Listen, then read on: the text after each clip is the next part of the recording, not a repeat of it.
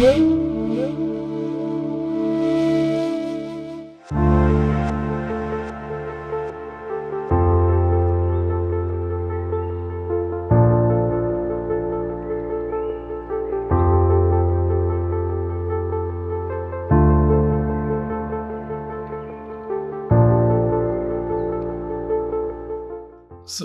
today's verse, the translation, Sri Devoti inquired, my dear Brahmana, does material nature ever give release to the spirit soul? Since one is attracted to the other eternally, how is their separation possible? So we have been reading in this chapter how we are all conditioned by the three modes of material nature, and though the soul is totally separate, but because we have acquired this body, the soul is engaged in this body, we are going through the threefold miseries. Like yesterday we nicely understood how the body is embodied, and it's all because of the three modes of material nature. So here today Devoti is inquiring, how is it possible for the spirit soul to get released from this, how to get liberation. So we are all in this material world because of this bodily concept of life. We have body, and anything attached to our body, we are attached actually. Like our own body, if you take some part of the body, you get hurt or something, small thing it will be. But we are disturbed throughout the day. Correct? We get hurt sometime while walking. Something pinches us. So we are very attached to this body. That's why we are all in this material world. This is very nicely demonstrated by Arjuna. We all know Arjuna was a liberated soul, was a pure devotee. But the whole Bhagavad Gita, the first chapter, Arjuna is asking a lot of very intelligent question, and is quoting from the scriptures, and is saying, Krishna, you are asking me to fight and kill all the assembled warriors on the battlefield of Kurukshetra. And he is giving the logical reason, will you kill your spiritual master, Sandipani Muni? Like that and all. And at the end of the Bhagavad Gita, first chapter, at the end of the first chapter of Bhagavad Gita, he is asking, see, you are asking me to kill my teacher, grandfather, cousins, my relatives. What is the use of winning the kingdom? Because when you win, when you are successful in this world, we always want to show it to others, share it with others, friends, relatives, and everybody. And here everybody will be killed. I will see only the stains of blood. What is the use of winning the kingdom? And he is even quoting, he is saying, I heard from authorities. So he is not speculating. Heard from authority that killing is not good. So he was in dilemma, and he drops his bow and arrow. And Krishna has made an elaborate arrangement, and he has decided the outcome of battle. But here Arjuna is in a perplexity. Like that, if you see, at every point in our life, we are always in perplexity. We don't know what is right, what is wrong. So we should always go according to the direction of the scriptures. So immediately then in the second chapter, first verse in the purport, actually first statement itself, Prabhupada, very striking statement. Because he is speaking like a learned man, correct? He is quoting to Krishna himself. So the first verse, first statement of the second chapter, Prabhupada writes very nicely. Material compassion, lamentation, and tears are all signs of ignorance of the real self. Because Arjuna was speaking on the bodily platform. Compassion for the eternal soul is self-realization. So, material compassion, lamentation, and tears are all the sign of ignorance of the real self. So, then he is in dilemma whether to fight or not. And he has understood by Krishna's mercy that he can't solve his problem. So immediately in the 7th verse he says, Shishyate tuam sadhima tam prapannam. So I surrender unto you. You instruct me decisively what I should do. Then Krishna takes, because it's like a relation, because they were cousin, contemporary of the same age. So now Krishna, because he has accepted him as a spiritual master, he starts chastising. Actually, Arjuna knew very well, but Prabhupada explained that Bhagavad Gita, so all of us, humankind will be benefited by the message of Bhagavad Gita. So Krishna put Arjuna in that illusion by his Yoga Maya. And then Krishna goes on describing maybe around 80 plus characteristics of soul. This way, that way, why you should fight, whether you fight or not, I have decided, nobody is going back to their home, all these things. Correct?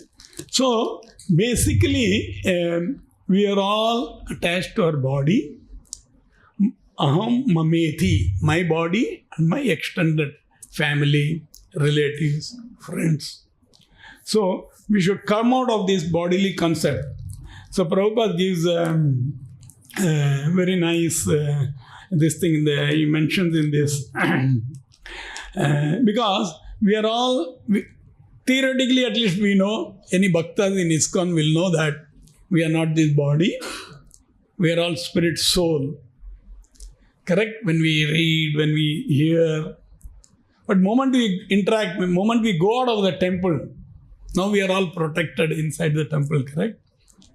The moment we go out of the temple, you see a big billboard is there. Immediately we are captivated by that. Opposite sex actually. So, Prabhupada explained the science of self-realization about the liquid beauty. We are all aware, correct? So, our body is beautiful, our body is attractive, our body is handsome because of the presence of the soul. The moment soul leaves the body which attracted so many people, is actually, we want to discard it away. We don't want to keep it for a day also. We want to send it away.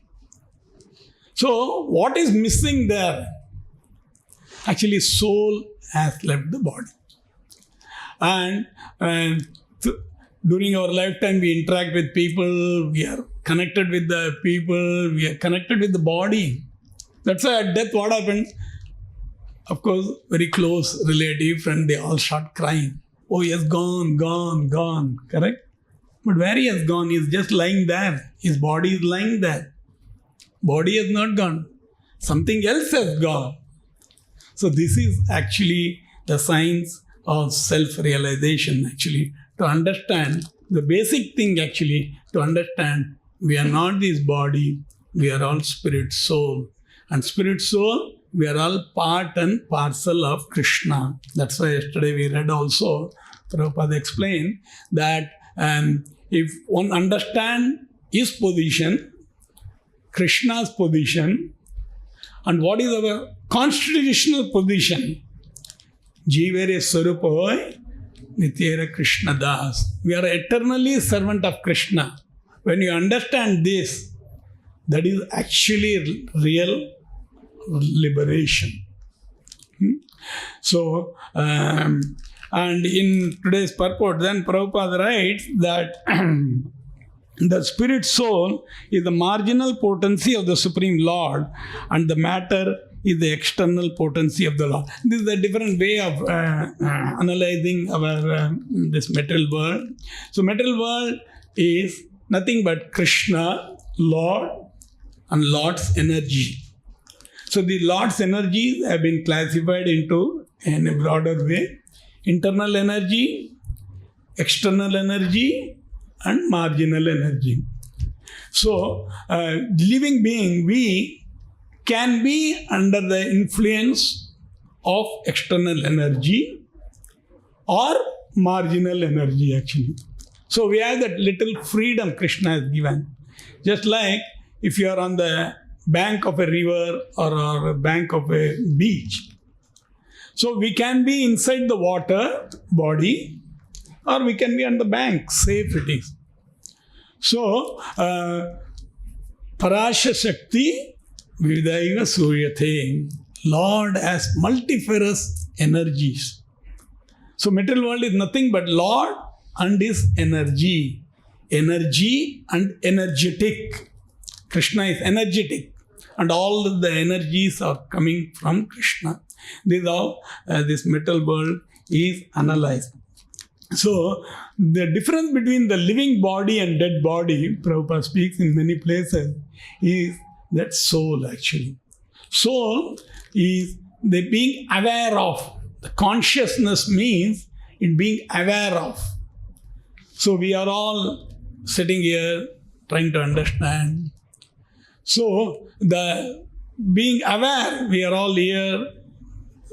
Just now we had Night Darshan, Arati, Guru Puja. Now we are trying to understand from the Bhagavatam. And being aware, so the soul is conscious of everything.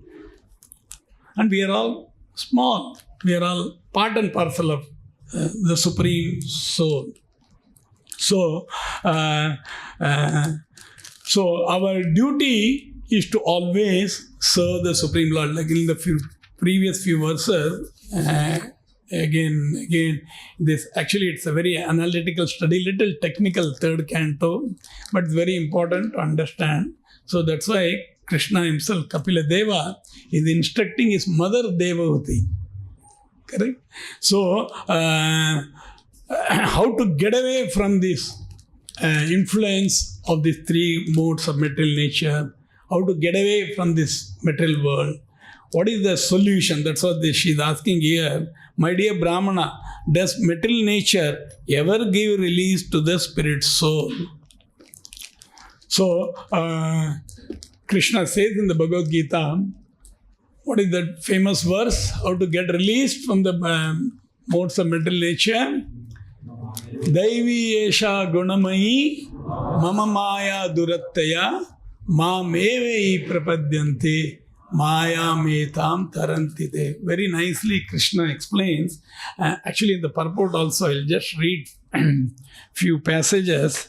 Very nicely Prabhupada explains. See, we are all very fortunate to have Srila Prabhupada's purport. Otherwise, first of all, I didn't know Sanskrit.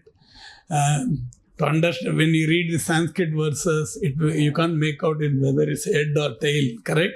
But Prabhupada purport, particularly this technical chapter like this, third canto of Bhagavatam, or you take 13th chapter of Bhagavad Gita, 13th and 14th chapter, little tough actually, but very important chapters actually, correct?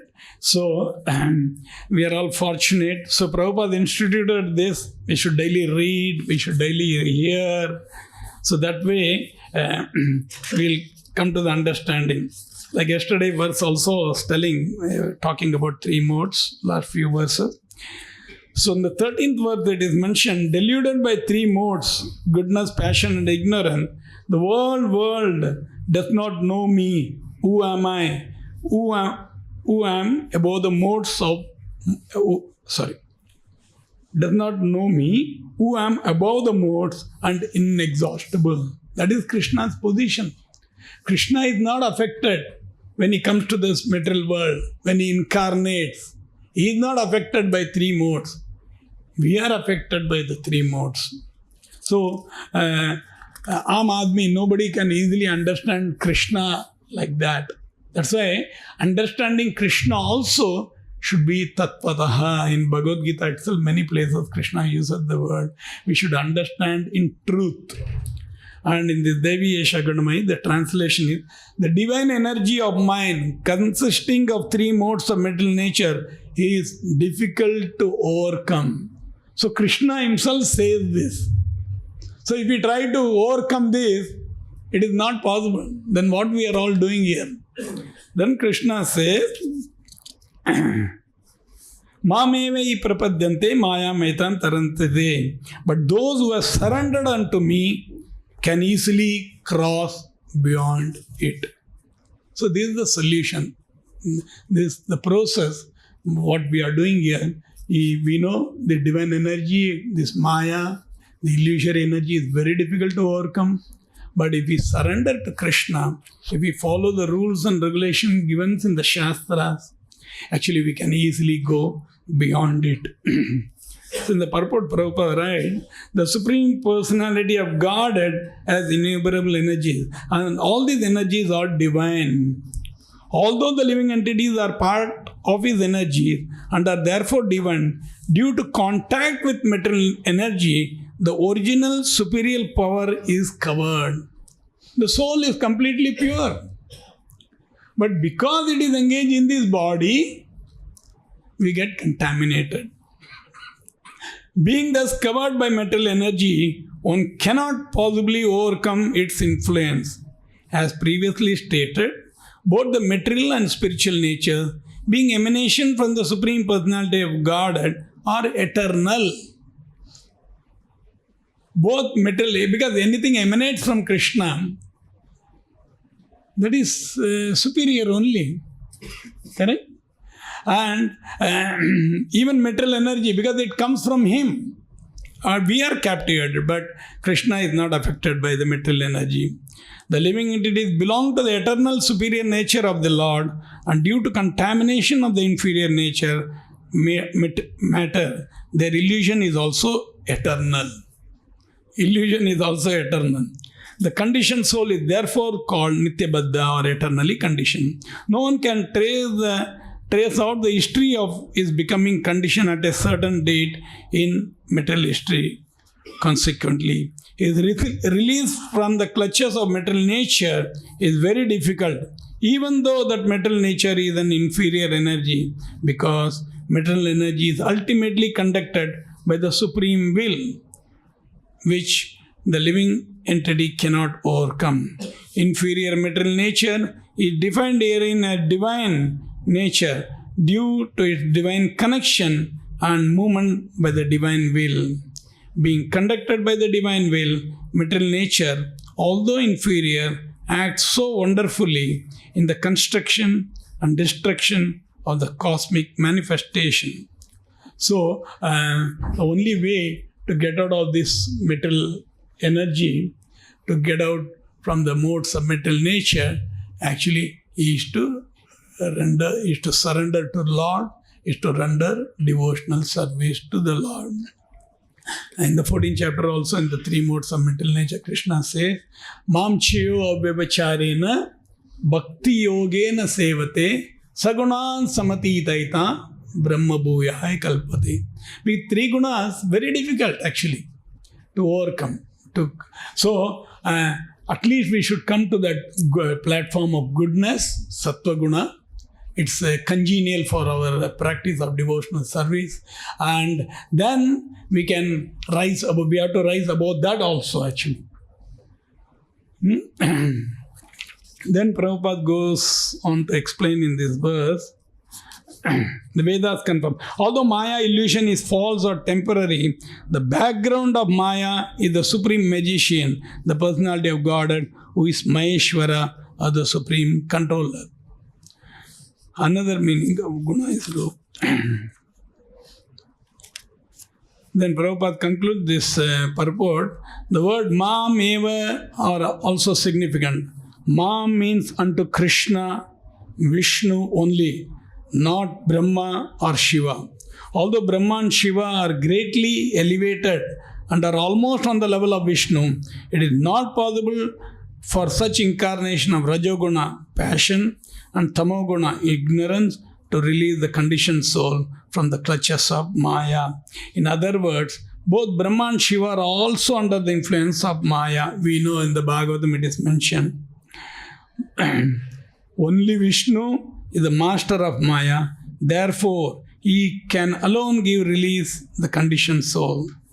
So, it's a very nice thing to get away from the clutches of Maya. Only way is to render devotional service to the Supreme Personality of God. So we got nice opportunity like that. Prahlad Maharaj also explains in the Bhagavatam that we can be engaged in any of the Navavidha Bhakti and by rendering service to the Shravanam, beginning is Shravanam, Kirtanam, Vishnu Smaranam, Pada Sevanam, Archanam, like that. So that is the way we can escape the material world and will be properly situated in our constitutional position. And in the end of the purport in today's verse, Prabhupada speaks about the question asked by Devati of Kapila Deva is more or less impelled by the philosophy of voidism. The Voidists say that the consciousness is a product of a combination of matter, and as soon as the consciousness is gone, the material combination dissolves. And therefore, there is ultimately nothing but voidism. The absence of consciousness is called nirvana in Mayavadi philosophy. So yesterday we heard also that, correct? Prabhupada, we all offer this pranam mantra. Nirvishesha shunyavadi pachyatya desatarini. So, the world is fully, if you see, lot of impersonalist or Mayavadi, Prabhupada translated, and full of Shunyavadis or say everything is zero. But actual understanding is that Lord is a person, we are all person. So and we all emanated from person, from our father. Prabhupada gives the example. See, we have father, mother. They have their father and mother. So if you go trace back the history like that, Brahma is the first created living being in this world and he is the secondary creator of this world. So everybody is a person. So where is the question of impersonalism?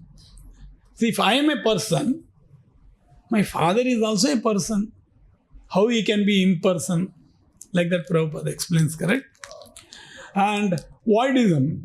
So, voidism is the Shunyavadi. This actually Buddhists, they preach this voidism. And Shunya, everything is Shunya. There is no Shunya actually. Why it has to be Shunya? Everything is coming from the Lord. He is a person. So, we are also person and it's not void. So, like this we should understand, and Prabhupada by his transcendental ecstasy has written all this purport. We are all fortunate, though we are not qualified. So, it's we can get some hint about the spiritual world, some hint about the devotional service. Actually, if you see our own, if you take our own life, how we were before we came in touch with Srila Prabhupada, many of us were practicing some spiritual activities, chanting some mantras, because our parents told us. But it never changed our thinking, our acting, correct? But when we read Prabhupada books, when we came in touch, in contact with the devotees who are practicing Krishna consciousness, our life totally changed. Because Prabhupada is a Mahabhagavatam. He has presented this in a very nice way, in a simple English language. Otherwise, it would have been very tough. Had it been Sanskrit or some other language like the predecessor Acharya, they were all written nice songs. They were all in Bengali. Of course, they knew English and all. But the whole population around the time when they are preaching in Bengal, Orissa. So it was becoming easy for them. So, but we see Prabhupada took the message of Bhaktisiddhanta Saraswati Thakura and he presented this in English language. English is today common for all of us. So we are all very fortunate. We should take this advantage. And very important thing in devotional service is we should render practical devotional service to the Lord. Actually, one is we should read, try to understand, we should get this transcendental knowledge, and we should practically render service, like opportunities like this when there are festivals, when there's a book distribution, marathon, all these things, we should practically go and render service. Ata Sri Krishna Namadi Nabhaved Graham Indre Sevonmukhe Jivado Swayam Meyo Sprati Adaha. So Krishna's name, Krishna's pastime, Krishna's activities, we cannot capture by our blunt material senses. Sevonmukhe Jivado, we have to render service, and it all begins with tongue. Tongue has got two functions. We have to always chant and glorify the Lord, or we have to eat something we should honor only Krishna Prasad. So because transcendental knowledge is not by our scholarship, not by academic scholarship. It has to be revealed. Otherwise, there are a lot of intellectual people, correct, in the world. They miss out this Krishna consciousness. They'll be discussing different philosophies, all these things, very nice. So, this knowledge will be revealed unto Yasya Deve Para Bhakti Yatha Deve Tata Guru. Again, there also it is said, Tassaiva Katita Yartha Prakashante Mahatmana. It has to be revealed again to those, unto those who are implicit play in both the spiritual master and the Lord. The purport of the Vedic literatures are automatically revealed. So we should have faith. All of us have little faith now. It's a little Komala Shraddha. It is very tender faith. So faith, it can become strong when we read scriptures, when we read Prabhupada's purport. Actually, our faith, just like Srila Prabhupada had a strong faith in his spiritual master. Yesterday we heard that also. Correct? He told him, go and preach in the West. So he was trying within India for almost 30-35 years. Apparently nothing happened.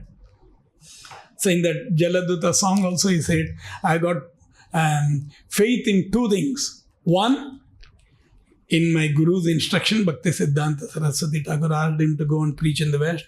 And second, faith in the holy name of the Lord. So what did Prabhupada do when he went to America first? He was just sitting below the tree. He was just chanting Hare Krishna in New York. Sincerely, few souls came forward. They were inquiring and things started. So all of us have some Shraddha. Faith is there. So we should sharpen our faith. Adav Shraddha. Rupa Goswami also says, correct? Tata Sadhu Sangha. Then you associate with devotees, read Prabhupada's book. Then Bhajana Kriya. Then you also take to some practical devotional service. By doing this, Anartha Nivritti Sya. The fourth step is all the unnecessary thing, unwanted thing, unwanted desire. It will all go. So it's a nice process. We'll read more about this material nature and couple days instruction. And here you see one more striking thing is Devati is the mother. Just like when we all become Krishna conscious in the early days, we want to share, correct? Because we hear also, we should, whatever little we know, we should go and tell others. So we try to preach anybody we get hold of, hey, Krishna is the supreme, this is the thing. Because particularly in India, people worship Devata, they're totally confused actually. They think everything, all the paths are one and all these things, correct? Philosophy, we were also in the same path. So Krishna Prabhupada saved us. So when we go and preach, particularly when you go and preach to our elders, say our sometime father, all of us would have encountered this, correct? When you go and tell your father, when you go and tell your mother, no, see, Krishna is the supreme, this, that, and all. They say, what you are teaching me? Mera beta, mere ko sikha raha hai, like that. Correct. This is the normal, immediate response, correct? They say, what you are teaching me? Like that. But here you see, devotee is the mother.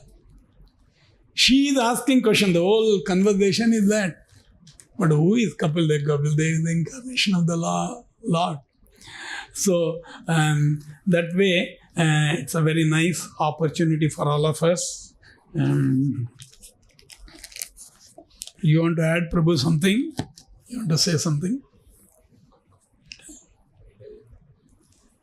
Anybody has any question, comment?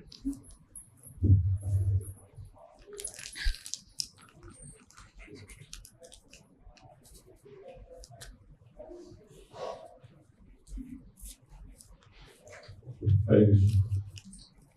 So, as you said, there are many people who are just misled by different kinds of people who are, on the name of spirituality, they are cheating them some kind of bhakti yoga, that yoga kind of, like sometimes they make a big deity over Shiva.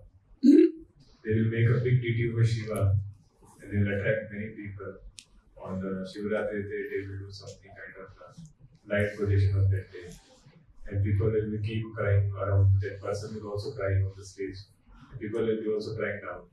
So sometimes what this, though this India is a city of spirituality, it's country of spirituality, is a Dharma Kshetra, but many people are just carried away by that, or they think that this is the only path of spirituality. Or as our philosophy is very practical, like their philosophy is just a philosophy. Our philosophy is a practical engagement of the senses, the sense of the Lord. Or when it comes to the little tapasya of like chanting some one round of Hare Krishna Mandir at the beginning stage, following some principle kind of thing.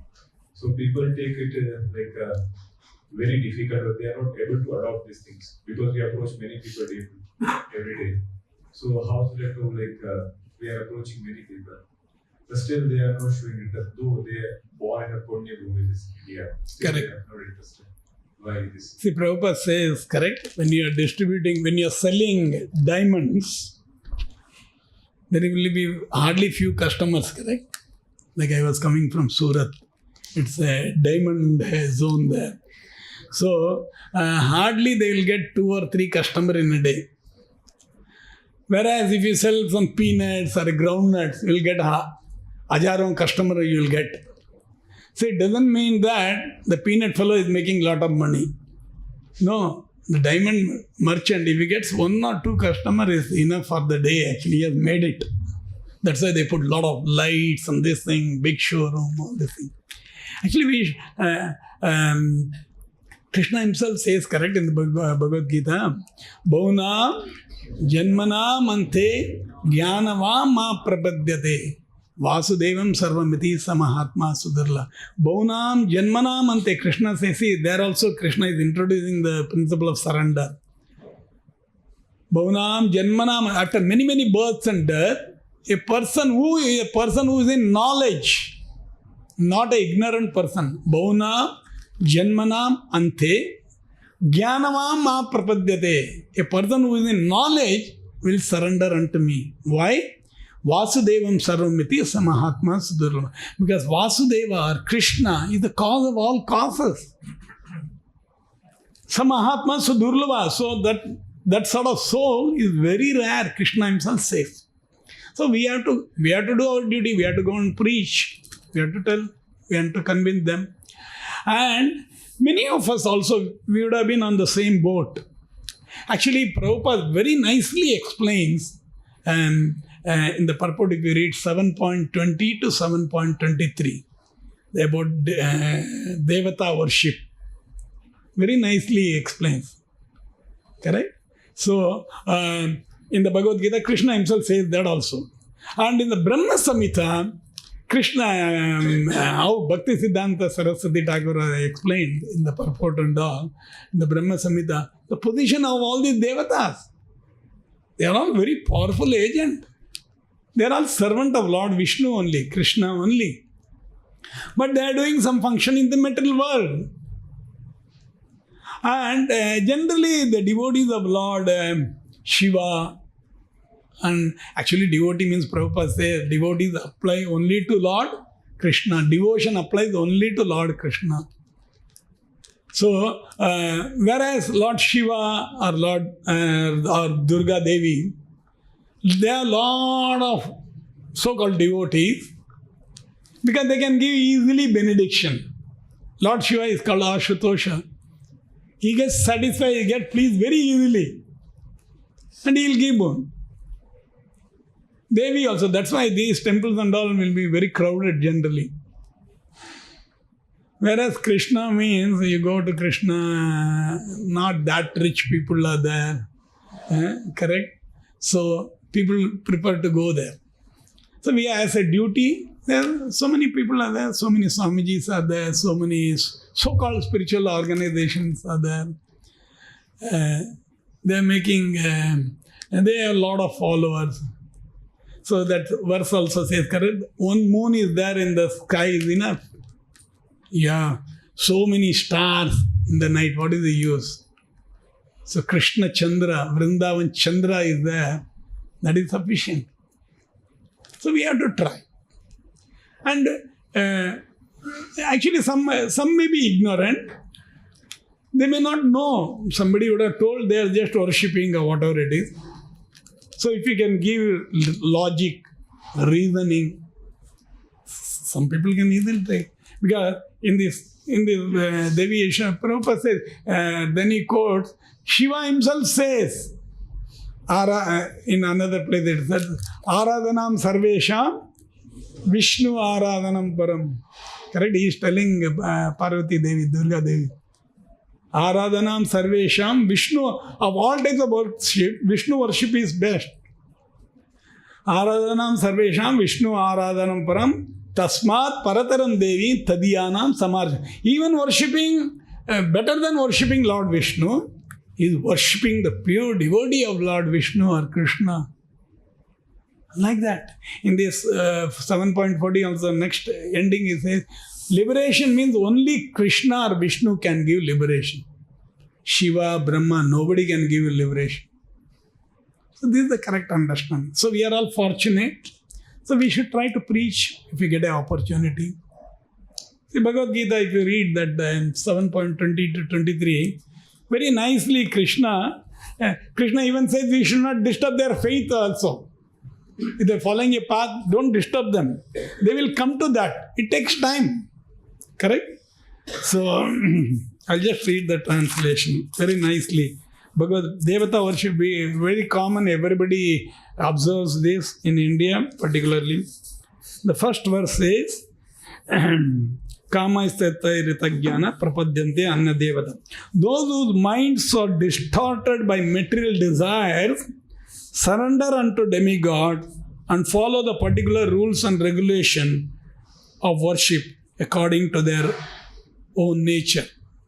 So if you have a lot of material desire, they'll go to devatas. This was Krishna begins, 7:20, 21. I am in everyone's heart as the super soul. As soon as one desires to worship the demigod, I make his face steady so that he can devote himself to some particular deity. So if somebody is worshipping devata also, they are coming, because the devatas, at least there is a sort of some surrender is there. Otherwise in this world we all come, we want to enjoy, we are the boss, we are the lord of all surveys, all I survey. Prabhupada uses all this phrase, correct? We all come here to enjoy independent of Lord. Here at least you are accepting some authority. It's a good sign for that soul. Soul slowly evolves actually. That's why here Krishna says that I make his face steady so that he can devote himself to some particular deity. Next verse, 22nd. Endowed with such a faith, he seeks favor of a particular demigod and obtains his desire. So he has got that desire, he is worshipping and he gets his desire fulfilled. But in actuality, these benefits are bestowed by me alone.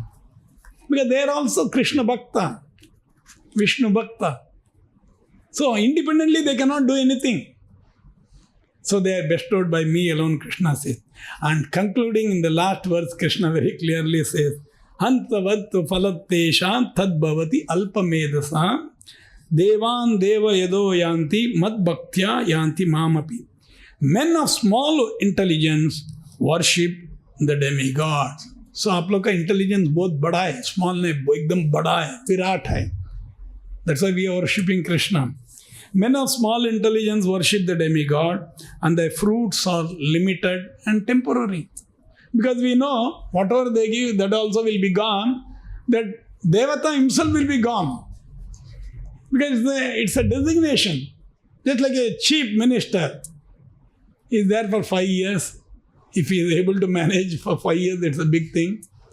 So after 5 years, again re-election. Sometimes he is re-elected or he is thrown out.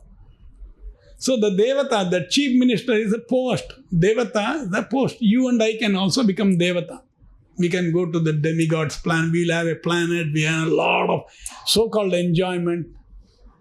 But yesterday also we Shine Punne Martya Lokam Vishanti. A Brahma Bhavana Loka Punaravartino. Krishna says all these things in the 8th chapter. Those who worship the demigod go to the planets of the demigod. But my devotees ultimately reach my supreme planet. So we should not be surprised if somebody is worshipping other devatas and all. See, we are all looking for some, we all have desire, material desire. So devatas can easily bestow. This is how we understand actually. Krishna very clearly says here in the Bhagavad Gita. And in the Brahma Samhita also we understand. Shiva is nothing but, Shiva, of course, Lord Shiva is again very special.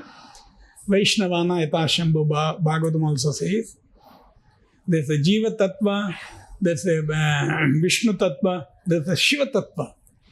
So Shiva, original Shiva, Sada Shiva, is actually meditating on Lord Krishna only in the Kailasha Dham.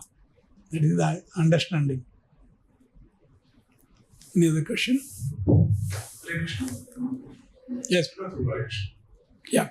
When the objective is to get rid of the clutches of Maya. When the Primary objective is to get rid of the clutches of Maya, and the process is to surrender to the Lord Krishna. Exactly, I would like to know two things. What exactly surrender is, and how it is to be made to achieve this objective. Yeah. So Krishna, because Krishna, he spoke everything about Karma Yoga, Jnana Yoga, Dhyana Yoga in the earlier chapter. The 18th chapter, we are all familiar with the famous verse, Sarva Dharman Paritejya.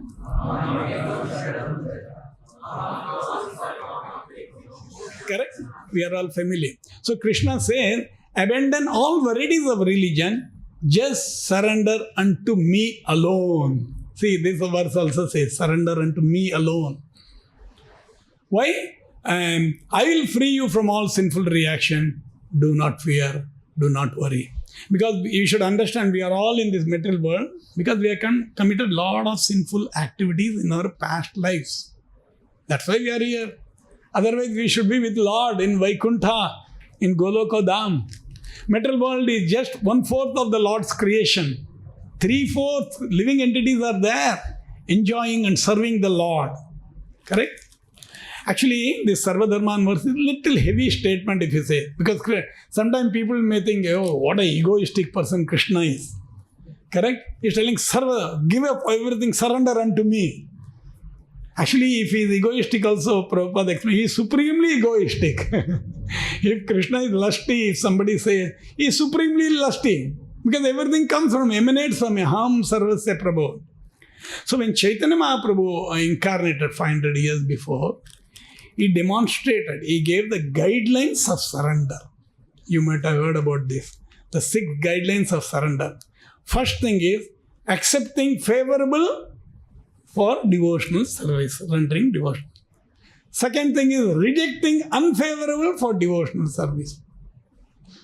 Third thing, we should have no other desire other than the desire of the Lord. See, this is very well demonstrated by Arjuna. In the beginning, first chapter of Bhagavad Gita, Arjuna had his own desire, his own plan. Krishna has made a plan. And later on, he is telling also in the 10th chapter, whether you fight or not, Arjuna, I have decided the outcome of battle. Nimitra matrena, you just become an instrument and take the credit. So like that. So we should have no the desire other than the desire of the Lord. Fourth thing is, we should always know that Lord Krishna is the supreme protector. He is the only protector actually. We may have bank balance, we may have family, all these things, fine, life insurance, all these things. When we are dead and gone, somebody else is going to get that life insurance. You go on paying a premium like that. LIC policies like that. Somebody is going to enjoy. You struggle. So this is how it is. And Lord is the only maintainer. We may be maintaining a big establishment, family, business, all these things. Ultimately, Lord is the maintainer. And the sixth one is, it says, we should be meek and humble. We should be meek and humble. Humility is very important. In the 13th chapter, 8 to 12 verse, Krishna lists out 19 points of knowledge. First item is amanitvam, humility. Prabhupada also quotes, correct? Jesus says, only a meek and humble can go to the kingdom of God. So like the Chaitanya Mahaprabhu, when he appeared, he demonstrated how we surrender to Lord following this guideline. So, in fact, if you see in our Krishna consciousness movement, Prabhupada has introduced all these things in our day-to-day program. We are engaged in all these things. Accepting things favorable, just like yesterday we heard. See, Mangala Arati is the best time. Actually, if somebody is spiritually inclined, want to advance, Brahma Muhurta is the recommended process. So that time, particularly in winter and all, you feel so nice to sleep, correct? But we have to get up, wake up for the Mangala Arati. That is favorable for devotional service. Or coming for a program, attending festival. You may always will have two options, whether to go here or go there. So we have to choose. So Lord is saying that free will is there, freedom, He has given little freedom. Any other question? Hare Krishna. So, Prabhu, Vaishnavas are always concerned about the liberation of other living entities, and they are less concerned about their own bhakti and advancement. Like in the case of Radha Madhav, when he was asked by Vishnu. So when Lord Shiva is Param Vaishnava, if someone approaches him for some material benediction, he easily gives because I have bhakti, society, nobody should disturb my devotional service. Right? He is meditating on the Lord, so he does not want to get disturbed.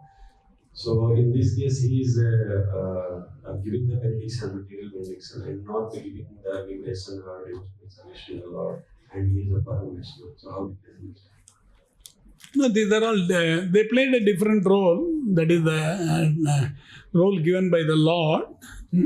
But Prabhupada also explains, even if you go and worship Devata, like if you see in Chaitanya Mahaprabhu's pastime, he visited a lot of Shiva temple, Devi temple and all when he was touring South India.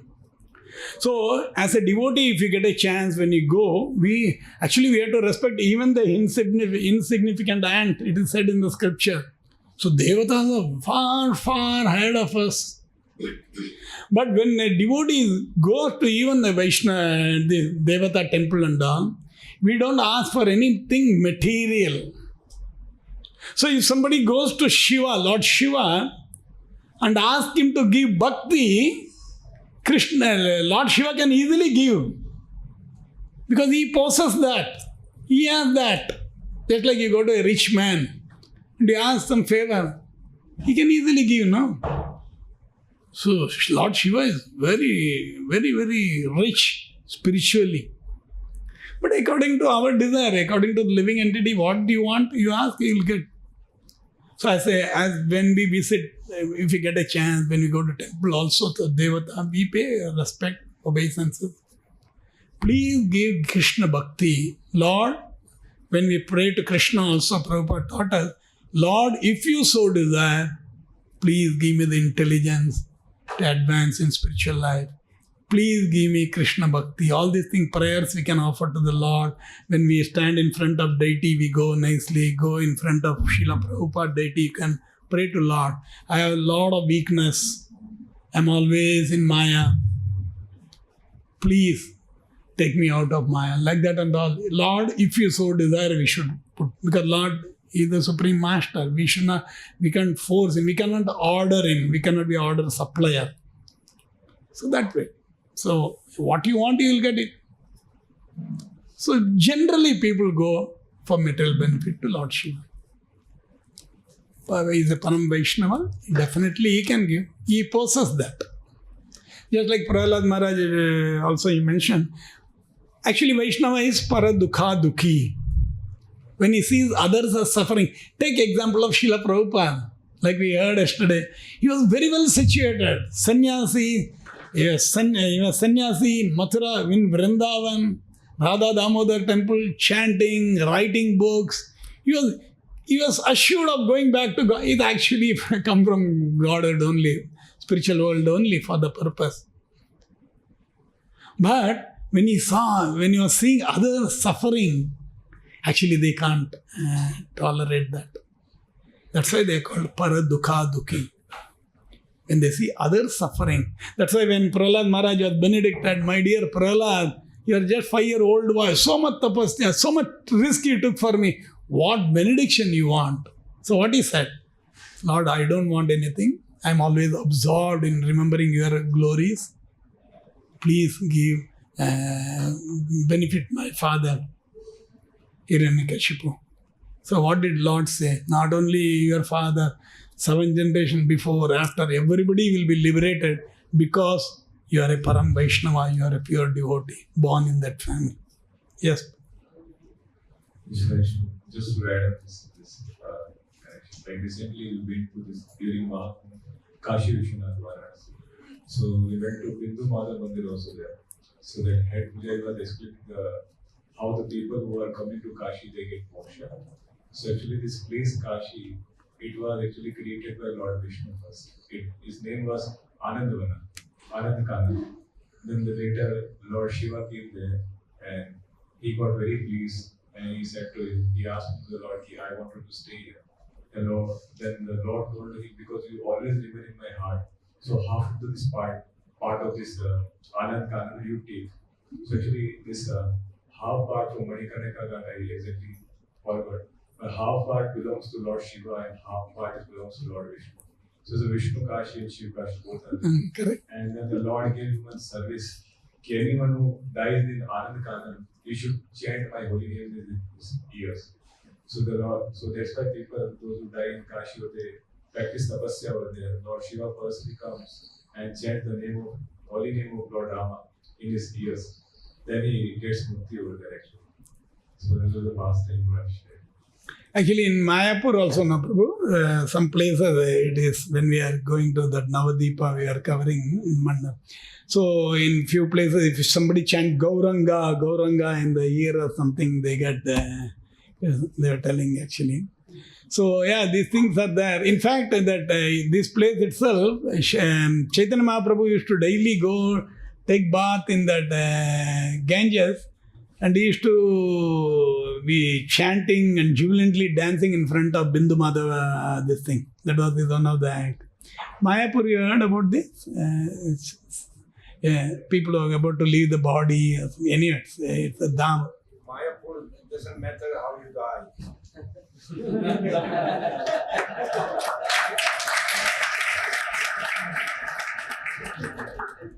Whether you die of disease, whether you die, so many devotees are drowning in the Ganga. just a few days ago, young boy, 25 years old. Some time ago, it's very often that the devotee is drowning in Ganga, or whether you have disease, or even in suicide. You get liberated. Because the dham potency. So we should not take advantage of that. Better we engage in devotional service and let nature take its own course. But if, like when you go take part in the Ganga, you should make sure that you know how to swim. Because the Ganga the current is very strong. So once if you don't know how to swim, generally people they drown because they panic. So many devotees, they go and take a bath, they don't know what, especially young boys coming from different parts of India, even Westerners. One of my friends just recently passed away. He went inside the Ganga, he went inside twice, never came out. He came out about 2 miles away, floating. So the holy Dham is the best place to live, the best place to die also.